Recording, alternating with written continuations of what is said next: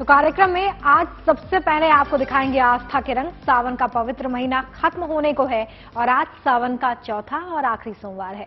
लिहाजा सूरज निकलने से पहले ही शिवालय में भक्तों की भीड़ देखने के लिए मिली है।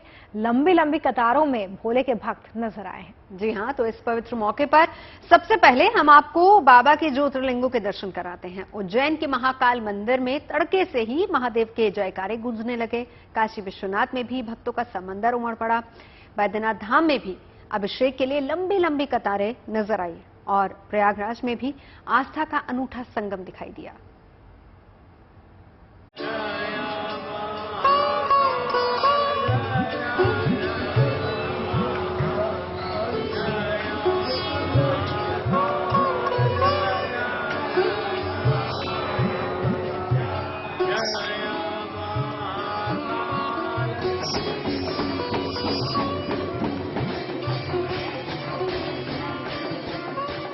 दूध, दही, घी, शहद, गन्ने का रस, फलों का रस और जल से बाबा महाकाल का महाअभिषेक हो रहा है।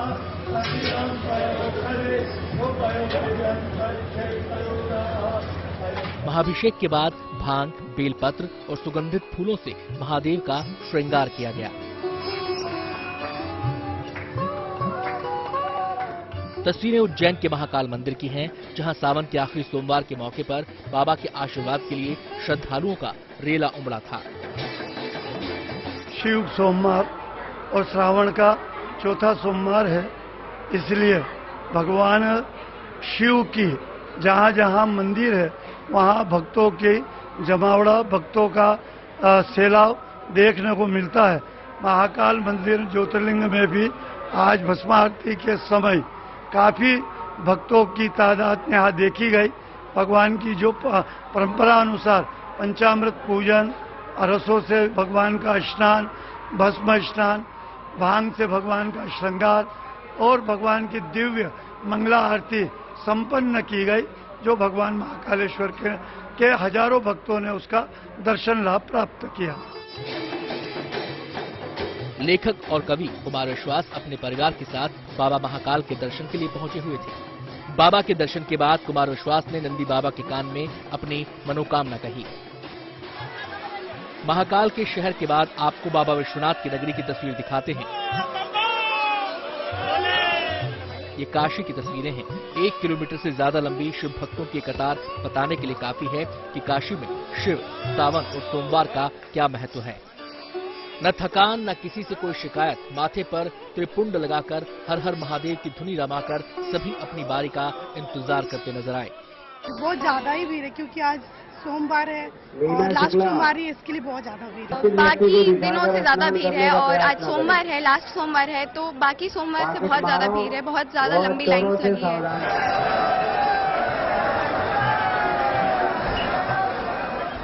ये तस्वीरें बाबा धाम देवघर की हैं। बाबा बैद्यनाथ धाम मंदिर में सावन के चौथे और आखिरी सोमवार के दिन श्रद्धालुओं की भीड़ उमड़ी। सुबह 4 बजे से बाबा बैद्यनाथ के जलाभिषेक के लिए शिव भक्त कतार में लग गए। मंदिर के कपाट खुलने तक भक्तों की कतार कई किलोमीटर लंबी हो चुकी थी।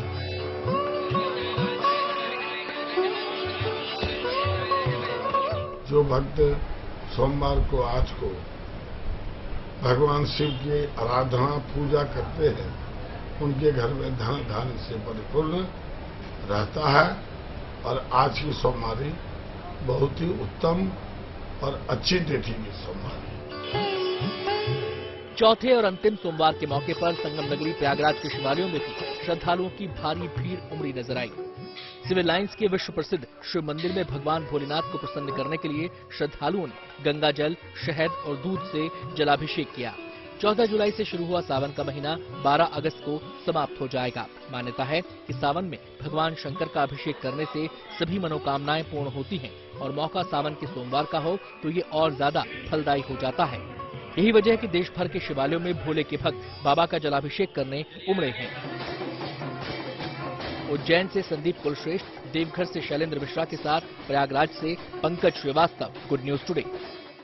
चलिए अब आपको शिव के उन धामों के दर्शन करवाते हैं जिसने कोई ना कोई पौराणिक मान्यताएं अपने साथ जोड़ी हुई हैं। आस्था का सबसे अनूठा रंग मध्य प्रदेश के राजगढ़ में जमा है। जहां पिछले 10 दिनों से अद्भुत अनुष्ठान चल रहा है। बिल्कुल, आपको बता दें कि पटना के मंदिर में भी भोले के जयकारों से गूंज रहे हैं ये मंदिर। सबसे अद्भुत रौनक कनखल दक्षेश्वर मंदिर में देखने को मिली, जहां सावन के आखिरी सोमवार के मौके पर भक्त भोले की पूजा अर्चना में जुटे हुए हैं।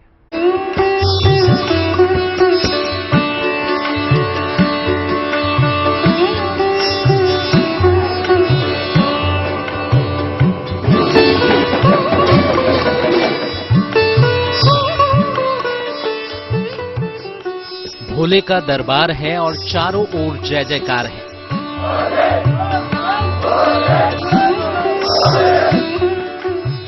भगवान शिव की महिमा ही ऐसी है जो उनके भक्तों को उनके धाम तक खींच लाती है। भोले के तमाम धामों में से एक मध्य प्रदेश का राजगढ़ है।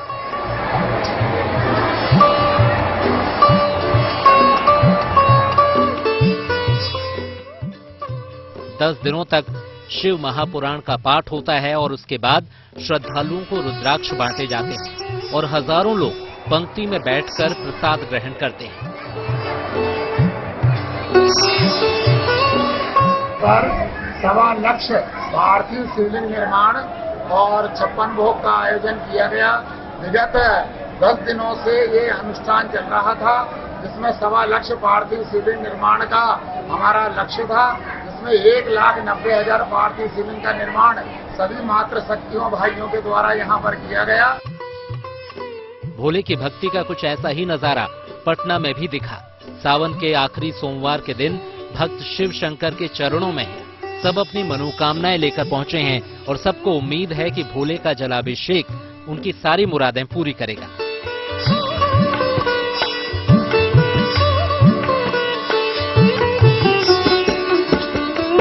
सब पर कृपा बरसाए रखे। ये सावन का पावन महीना है, सबका कल्याण, सबको कष्टों से दूर रखे, सबको सुख संपत्ति वृद्धि बनाए और भगवान सब जगत का कल्याण करते रहे। इसलिए महादेव से यही कल्याण है, मेरा प्रार्थना स्वीकार है।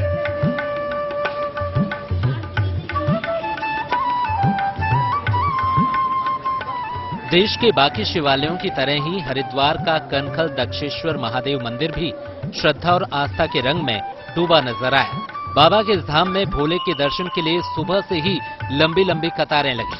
मान्यताओं के मुताबिक राजा दक्ष की कथा इसी भव्य मंदिर से जुड़ी है। यहीं पर राजा दक्ष ने अपनी गलतियों के लिए भगवान शिव से क्षमा मांगी थी। तब भगवान शिव ने हर साल सावन के महीने में कनखल में निवास करने का वचन दिया था। इन्हीं मान्यताओं के तहत ये तीर्थ सावन में और भी अहम हो जाता है। मंदिर की मान्यता है, यहाँ पर राजा दक्ष की पुत्री की सती हुई, फिर शंकर भगवान यहीं पर आए, उनके दामाद है। सावन का लास्ट सोमवार है, हम राजा दक्ष मंदिर दर्शन करने आए। भोले बाबा के प्राप्त से हम लोग का अच्छे दर्शन हुआ और भगवान भोले बाबा की कृपा से सबको रक्षा करे। सावन शिव की साधना का महीना है। कहते हैं कि शिव की आराधना इस माह खूब फलदायी होती है। हर श्रद्धालु बाबा के आशीर्वाद के लिए दूर दूर से देवालयों में पहुंच रहा है। कामना यही कि भोले भंडारी सबकी मनोकामनाएं पूरी करेंगे। राजगढ़ से पंकज शर्मा के साथ bureau report, good news today. आस्था की उमंग तो आपने देख ली, अब त्योहार का रंग भी आपको दिखा देते हैं। रक्षाबंधन आने वाला है, बस कुछ ही दिन बाकी है, लेकिन सेलिब्रेशन अभी से शुरू हो गया। चलिए आपको लिए चलते हैं मध्य प्रदेश के जबलपुर, जहां इस त्योहार का अनोखा रंग देखने को मिल रहा है। जबलपुर में जम्मू कश्मीर राइफल्स के जवानों ने कुछ मासूम बच्चों की रक्षा का भावनात्मक रिश्ता कायम किया है। एक सार्वजनिक कार्यक्रम में छात्रों ने जवानों की कलाई पर राखी बांधी है। आइए आपको दिखाते हैं ऐसी तस्वीर जो हिंदुस्तान की संस्कृति और एकता की अनूठी मिसाल है।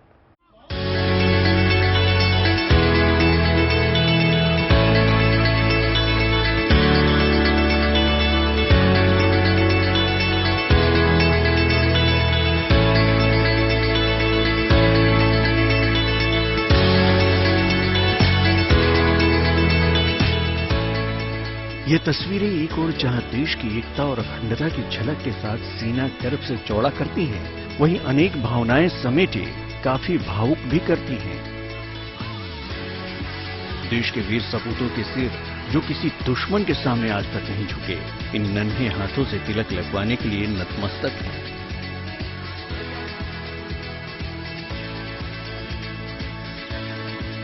ये फौलादी हाथ जो एक ही बार में दुश्मन का पूरा हौसला पस्त कर देते हैं, वो एक नाजुक से रेशम के धागे के लिए स्नेह के साथ आगे हैं।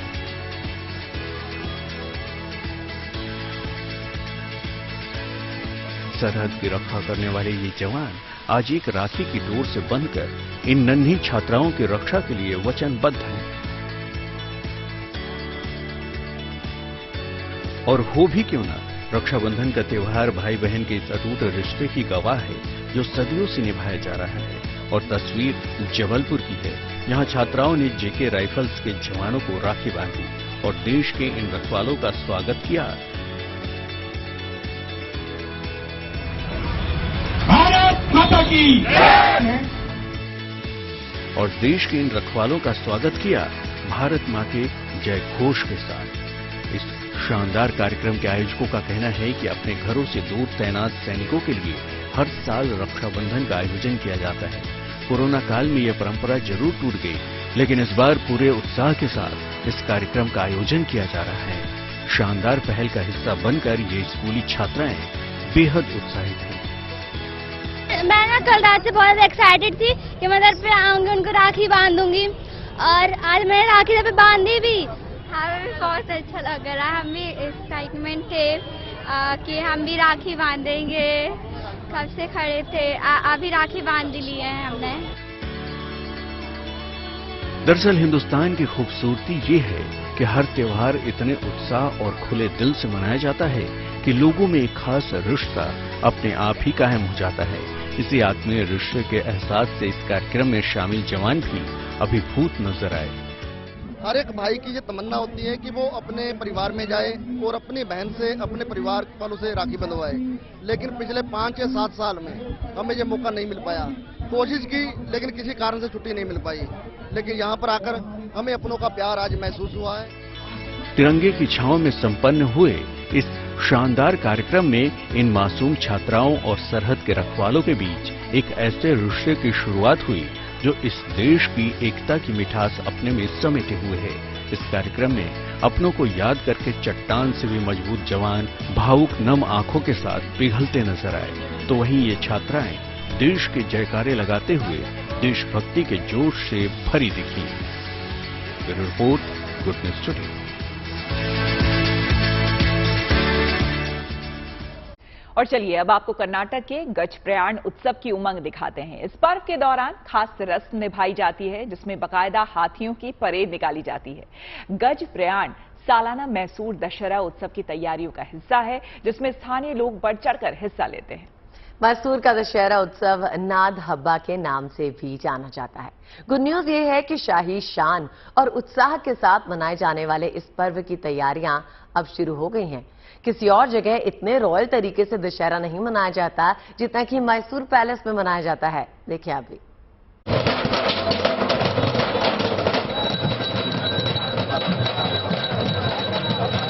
परंपरा के इन अद्भुत रंगों का आनंद लीजिए। ये कर्नाटक के गज प्रयाण उत्सव की रौनक है। यहाँ भव्य समारोह के तहत हाथियों की शाही परेड निकाली जा रही है। ये गजराज मैसूर दशहरा उत्सव का हिस्सा होंगे। इस साल मैसूर दशहरा महोत्सव 26 सितंबर से शुरू होगा और विजयदशमी यानी 5 अक्टूबर तक चलेगा। मैसूर के दशहरा उत्सव को नाद हब्बा भी कहा जाता है। बेहद बारीकी के साथ हेल्थ चेकअप के बाद इस उत्सव के लिए हाथियों का चयन किया गया है।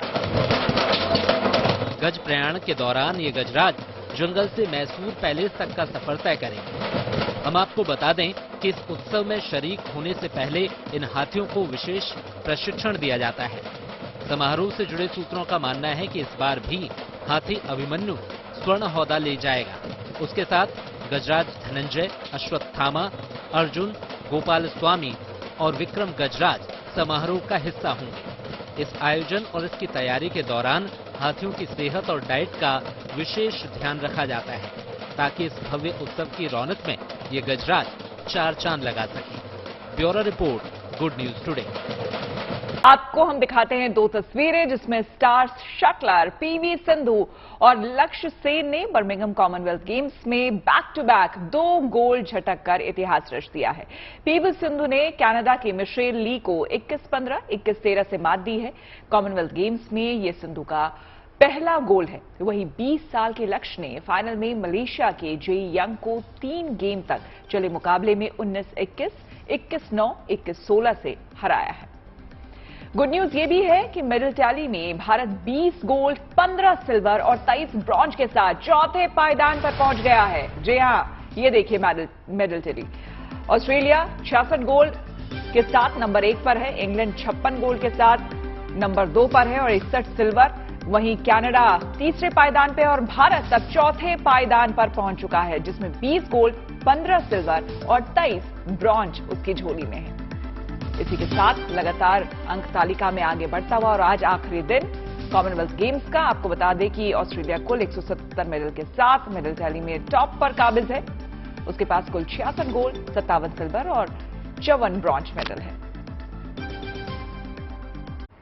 बर्मिंघम में हो रहे कॉमनवेल्थ गेम्स का आज आखिरी दिन है और अब तक के सफर में भारतीय खिलाड़ियों ने दिल को खुश कर देने वाला प्रदर्शन किया है और इस जीत की गोल्डन स्माइल हर भारतीय के चेहरे पर नजर आ रही है। शायद ही कोई इवेंट होगा जिसमें भारतीय खिलाड़ियों के प्रदर्शन की चर्चा ना हो। खिलाड़ियों के प्रदर्शन की बदौलत भारत ने न केवल मेडल्स की हाफ सेंचुरी लगा दी है, बल्कि पूरी दुनिया में भारत का लोहा भी मनवाया है। आधी रात में हिंदुस्तान की महिला ब्रिगेड ने पसीना बहाते हुए सिल्वर मेडल अपने नाम किया। गोल्ड का पीछा करते हुए टीम जीत की दहलीज पर पहुंच चुकी थी। हालांकि बस एक कदम पीछे रह जाने की वजह से सिल्वर से ही संतोष करना पड़ा। इन्हीं लम्हों के साथ कॉमनवेल्थ गेम्स 2022 में हिंदुस्तान अपना परचम लहराता रहा। 9वें दिन भारत ने न सिर्फ बॉक्सिंग में गोल्ड की हैट्रिक लगाई, बल्कि कई और दूसरे खेलों में शानदार प्रदर्शन की बदौलत उसने मेडल्स की हाफ सेंचुरी भी लगा दी।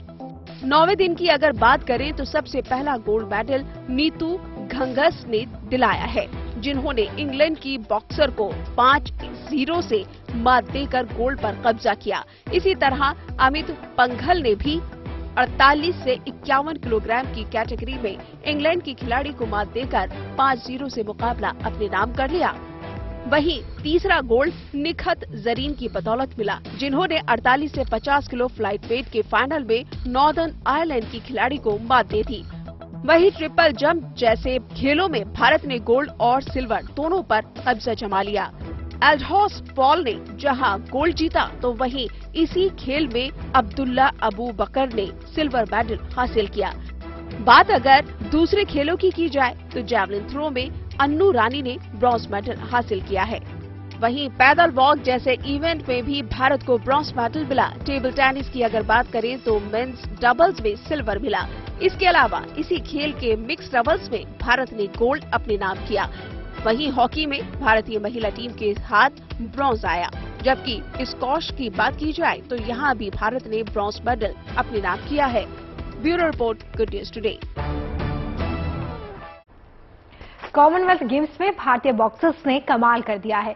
नीतू घंघस, अमित पंघल और निखत जरीन ने गोल्ड पंच मारकर हिंदुस्तान का झंडा बुलंद कर दिया है। आपको बता दें कि यकीनन ये इन युवा खिलाड़ियों के लिए ही नहीं बल्कि पूरे हिंदुस्तान के लिए गर्व का क्षण है। इस कामयाबी के बाद अब ये खिलाड़ी दुगने जोश के साथ अगले मिशन के लिए जुट गए हैं। मैं बहुत ग्रेटफुल हूँ कि मतलब मैंने हार नहीं मानी है, लाइफ में लगी रही हूँ और मेहनत करते रही हूँ, तब जाके आज लोगों को मेरा नाम पता चला है।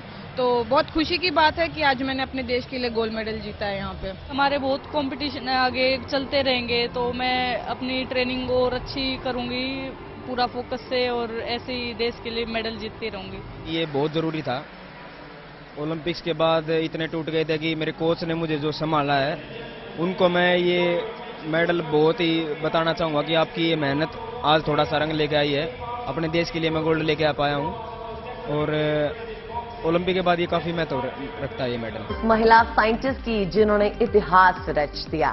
सीनियर साइंटिस्ट नल्ला थम्बी ट्राइसेल्वी CSIR यानी वैज्ञानिक और औद्योगिक अनुसंधान परिषद की पहली महानिदेशक बन गई हैं।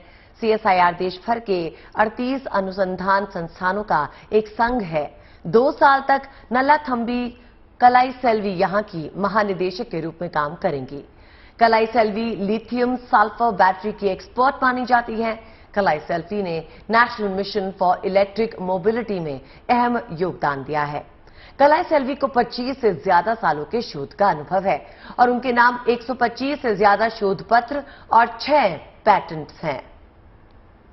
और अब आपको केरल लिए चलते हैं और मिलवाते हैं 2 मुस्लिम छात्रों से जिनके चर्चे सबकी जबान पर हैं। ये छात्र मलप्पुरम के हैं और इन्होंने एक राज्य स्तरीय क्विज प्रतियोगिता जीती है, लेकिन ये प्रतियोगिता बहुत खास है। अब क्यों खास है, ये रोमिता से जानते हैं। ये प्रतियोगिता इसलिए खास थी क्योंकि ये क्विज प्रतियोगिता रामायण पर केंद्रित थी। प्रतियोगिता का आयोजन ऑनलाइन हुआ था। 1000 लोगों ने इसमें हिस्सा लिया, लेकिन बाजी मारी 2 मुस्लिम छात्रों ने। देखें।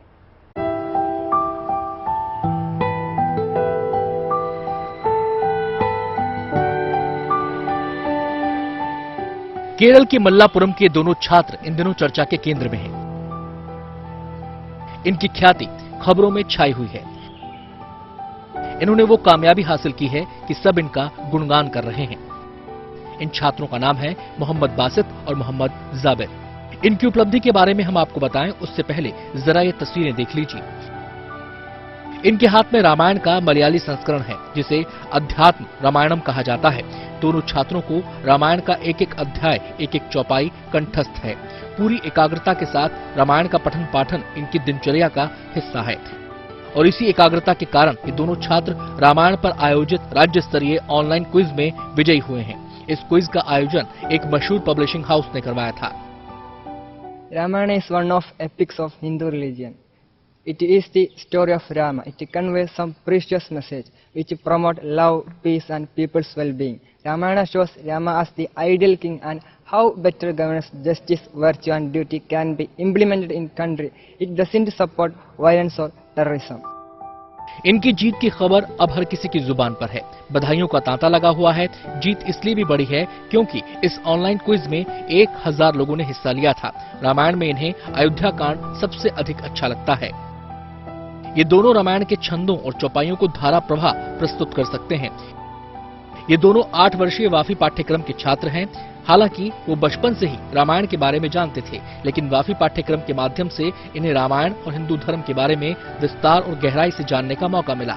इस पाठ्यक्रम में सभी प्रमुख धर्मों की शिक्षाओं के बारे में बताया जाता है। ये छात्र मानते हैं कि सभी धर्म प्यार और सद्भावना का संदेश देते हैं। Bureau report, good news today. और अब आपको लिए चलते हैं वाहनों के उस मेले में जहां नए भारत की नई सवारी का अक्स आपको दिखेगा। ये मेला था ई वाहनों का जो दिल्ली में आयोजित हुआ था। श्वेता इसे कवर करने भी गई थी, तो बताइए श्वेता इस मेले के बारे में कुछ।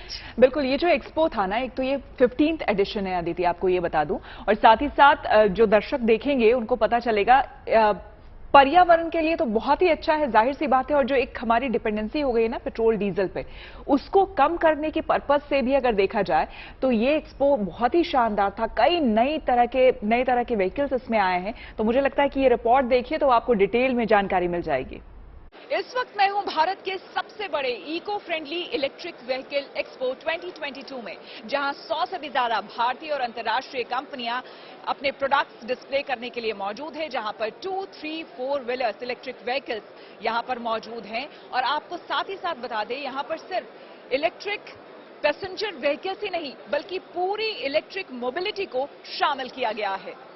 और इस वक्त मेरे साथ इस एक्सपो के ऑर्गेनाइजर राजीव अरोड़ा मौजूद हैं। राजीव जी, सबसे पहले तो ये बताइए कि इस एक्सपो में कितने लोग आए हैं, कितनी कंपनीज आई हैं डिस्प्ले करने के लिए? नमस्कार। इस एक्सपो में 85 कंपनीज हैं जो इलेक्ट्रिक साइकिल से लेकर इलेक्ट्रिक बस तक डिस्प्ले कर रही हैं। 2 व्हीलर्स, रिक्शा, कार, ये सब डिस्प्लेड है। और विजिटर्स की जहां तक बात है, एक्सपो में अराउंड वी एक्सपेक्ट कि 15,000 विजिटर्स 3 दिन में 5, 6, 7 अगस्त में आएंगे। दुनिया में भारत आज के समय में एक बहुत बड़ा मार्केट है इलेक्ट्रिक व्हीकल्स के लिए भी। ऐसे में ये एक्सपो अपने आप में काफी मायने रखता है। भारत सरकार भी इसे काफी प्रमोट कर रही है। साथ ही साथ पर्यावरण के लिहाज से भी इलेक्ट्रिक व्हीकल्स जो है वो सबसे मुफीद हैं। जल्द सरकार जो है ये कोशिश करेगी कि ज्यादा से ज्यादा जगहों पर चार्जिंग स्टेशंस लगाए जाएं और ऐसे बैटरीज आपके पास होंगे जो आप स्वैप कर सकेंगे। जी हां, आप चार्जिंग स्टेशंस जाएंगे, वहां अपनी बैटरी जो है वो वहां पर देंगे और वहां से बैटरी आप ले लेंगे और फिर आप अपने सफर के लिए आगे बढ़ जाएंगे। तो फ्यूचर की अगर हम बात करें तो फ्यूचर के लिए ये सोच काफी अच्छी है, इससे पर्यावरण को भी काफी फायदा मिलेगा, लेकिन हां, इसमें थोड़ा वक्त जरूर लगेगा जिसका इंतजार करना पड़ेगा।